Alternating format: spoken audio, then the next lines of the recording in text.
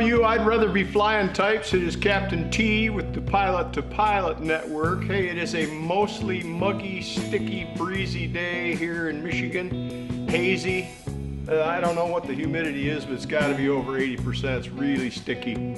I get a lot of messages and a lot of comments over YouTube and whatnot about what makes a Murphy a Murphy. What is a Murphy? I go to fly-ins or breakfast or something, everybody walks by and goes, what is that? So I thought it'd be a good time for me to spend a few minutes with you and show you all about my Murphy. Lots of different incarnations of Murphys. Everybody's got a better idea. That's what makes experimental aircraft so much fun. You do your own thing and nobody can tell you what's right or wrong. So come on along, we're going to take a great in-depth look at the Murphy today and tell you a little bit about what makes a Murphy a Murphy.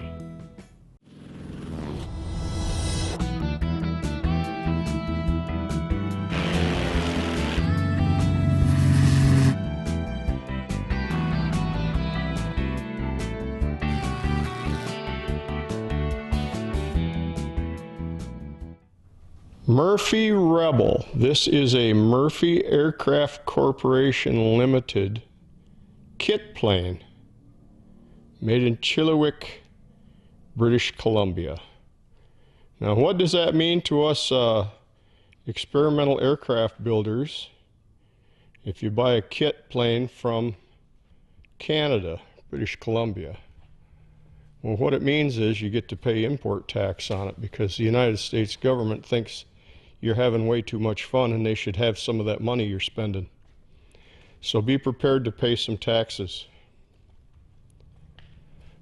Murphy is a two-place, all aluminum, stressed skin tail dragger. So some rough dimensions for you on the Murph. It has 30 feet of wing and it's approximately 21 feet 4 inches long. It is a modified 4415 airfoil. And my Murphy happens to have an 0320 E2D 160 horse Lycoming out front.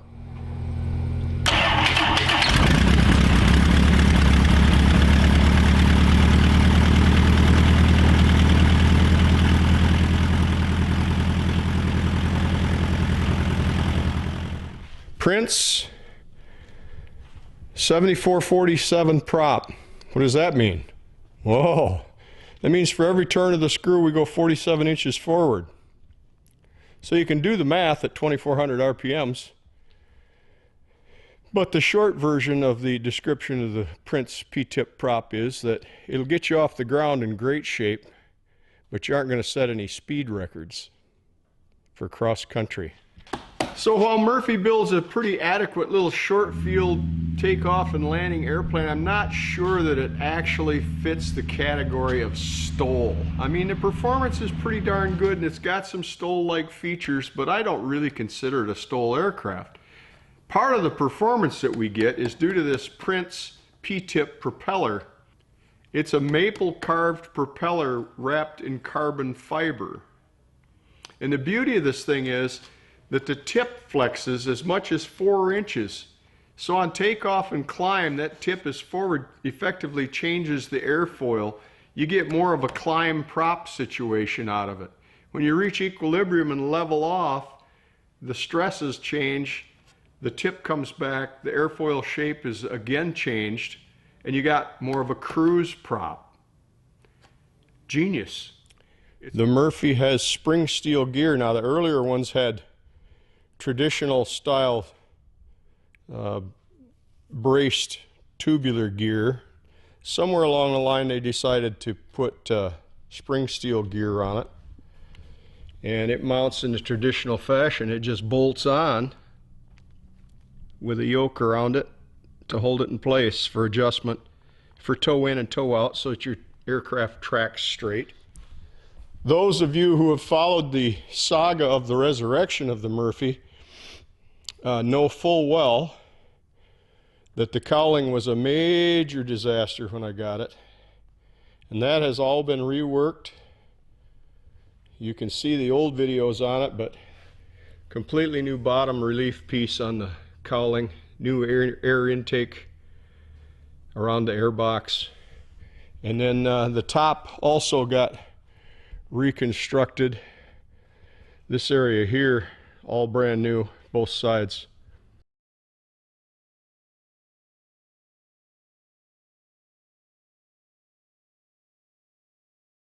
This aircraft also has a vibration dampener built onto the ring gear on the front, and then a prop extension. So if you're looking at Murphys, you'll see a great plenty of them where the prop stops right here. This chunk here is not in there. The original cowl had just a little lip here and then the prop. This one, former owner decided to put an extension on it. It's kind of a unique look, and I think it does look kind of good. So landing gear, spring gear, we've got 806 tires on there with tubes. It's Matco wheels and brakes. Now, single puck brakes on this airplane. I'm not doing stole competition, so single puck probably is going to be all I ever have. Do they hold the airplane? Yeah. You can get through a run-up with them. This little guy is a counterbalance. The Murphy Elite, which is the next incarnation of the Rebel, had a counterbalance on the ailerons. The gentleman that built this decided he needed a counterbalance, so he came up with one that fits on the actuator for the aileron. And it does go up and down with the aileron as it moves, just like that. It's kind of like a spade, only not a spade. It's just a weighted tube. It has buckshot in the end of it. My Murphy did not have anything resembling a external power receptacle. So one of the first things we did was overhaul the battery hookup behind the seat and put an external power receptacle on there. Now, I have used it not for jumping, but it's awful nice if you're working on the electronics and you're working on the radios and stuff to be able to plug it in and let everything just sit there and run without worrying about it. Murphy's got a pretty good sized tail. Maximum demonstrated crosswind component is 15 knots, I believe, not miles per hour. Everything else is miles per hour, but knots. And you notice there's some VGs on the vertical, and there's also VGs on the underside. I have read where the reason that we have vortex generators on a Murphy is the fact that there are so many rivets in the wing that the heads disrupt the airflow. And I can speak from experience, if you cut the power off when you cross the fence, this airplane will become a yard dart. It lands right now, nose down. So the trick is learning to fly your airplane and learning to know what it will do, and benefiting from the VGs that they have placed on the airframe. We do have balance horns on the horizontal as well as the vertical. And one of the things that you may have noticed, if you haven't noticed, I'll point it out. Part of the way they get strength without structure is stressing the skin. So if you look up the back of the fuselage, stiffener, stiffener, stiffener. Same idea as the old Tin Goose, where they use corrugated metal. Got it on the sides too. Bulkheads, but no stringers between them. So the rivet lines you see are formers, bulkheads, but in between them, air. While the push rods are all fitted with rod end bearings, the control surfaces are mounted on bushings.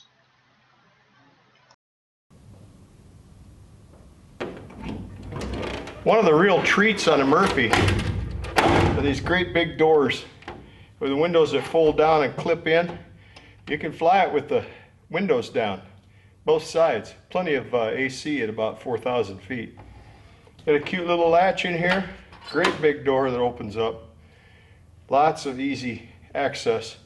And then I put a little latch in the door casing right here of my own design. Because if you don't put something in there to hold the door open, it wants to fly shut due to the angle of the airplane all the time. So I just put just a quick little latch in there that holds the door open so I get in and out, no hassle, no problemo. The highlight of the Murphy is the baggage. You got tons of baggage, all kinds of room.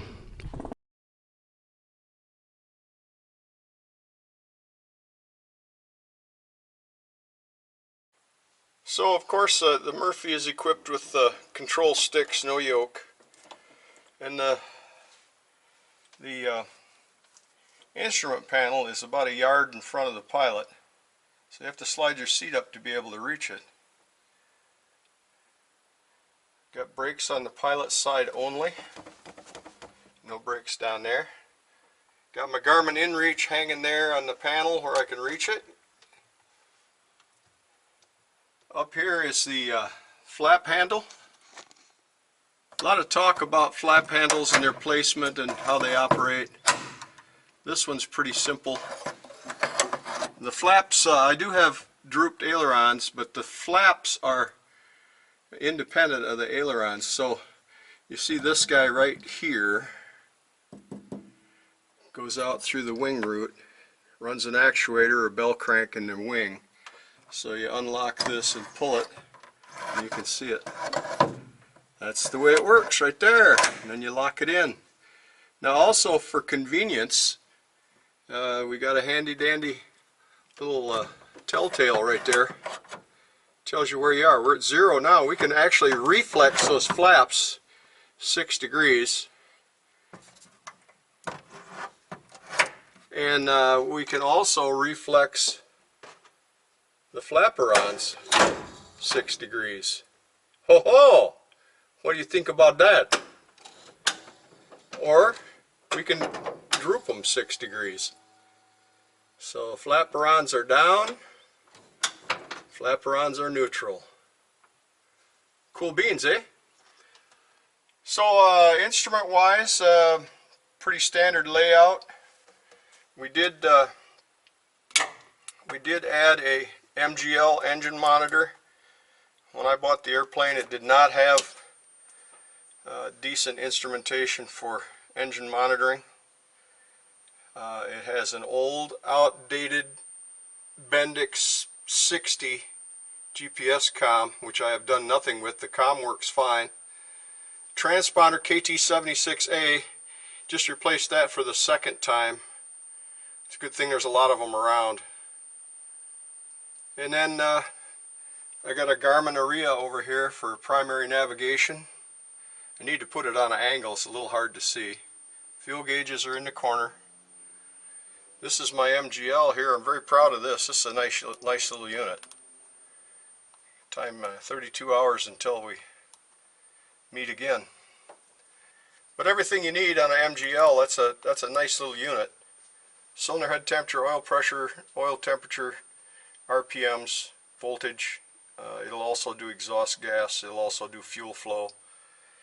You just gotta buy the hookup to make it hook up. Got a push to talk, and this airplane's got electric trim on it, so the trim is right here. The push to talk is out here. The passenger side over here, he doesn't get to talk to anybody. No talking over there. David Clark intercom sitting down here under the Garmin, and got some cockpit lighting here if you needed it. Early morning takeoffs. Ventilation up in the corner just like the old Cessnas have got. One on each side. Fuel shut off on the wing root. Nothing fancy about the flaps at all. They're just normal standard flaps, plain flaps. Ailerons are pretty good size and pretty good span. Flaps are pretty good size and pretty good span. So, as we mentioned, it does have flaperons on the outside edge, so I picked that up. Maybe you can see those flaperons reflex. They're up now. There's neutral, and there's down. They're down about 6 degrees. And flaps will match that. If I can get in here, maybe. First notch of flaps is about 6 degrees. Then 12, then 18, then 24, and then 30. Okay, so a little look at what makes things go here. You move the stick, and that translates to over there to a bell crank, which translates down here fore and aft. Now at this point, pull that out of the way. And that translates back here to a mixer. That's what runs your ailerons.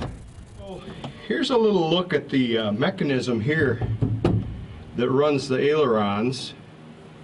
If I run the stick, you can see the ailerons move. Just going up and down, that translates to a bell crank in the wing, and you get aileron. Okay? So what they did was, they put up above here, they put a tube that the ailerons are hooked to, so that if I pull this handle, I can change the angle on the tube so that the ailerons droop or reflex. Right now they're reflexed. Now they're at 0, so this would be neutral. And now they are drooped 6 degrees. So move the stick, moves the ailerons. That's neutral, still moves the ailerons but in a different plane. That is reflexed, still moves the ailerons but in a different plane again. So having looked at all of that, what do we got for numbers? Well, Murphy says that the best glide on this airplane is 60. So they like 70 on final, 60 on short final, 55 at touchdown. You can do much better than that with 160 horse on the front. And I do. They also say takeoff and landing generally within 400 feet. I can do much better than that as well. If you watched the previous videos, you know I can do it in about 150 feet. It just takes a little finesse. You got to have all the stuff hanging out, and you got to be able to play the game with the airplane. Cruise, I've had an awful time getting used to cruise, 100 miles an hour. But you know, it's a poor man's Super Cub. I got a friend that just bought a Super Cub for flying in the mountains. He spent $150,000. I got nowhere near that much money tied up in Murphy.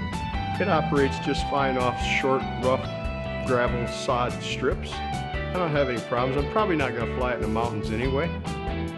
So, you know, 100 miles an hour, enjoy the ride. Hey, there you go. Everything you ever wanted to know about my Murphy. We hope that answers all of your questions. If not, drop me a line. I'll see what I can do. Hey, it's been a long journey, 18 months or so. We're starting to fly the Murphy on a regular basis, and we're enjoying the hell out of flying slow and looking out the window. We hope you come along and join us on our adventures. We'll see you right here next time on the Pilot to Pilot Network. For now, it's Captain T. So long.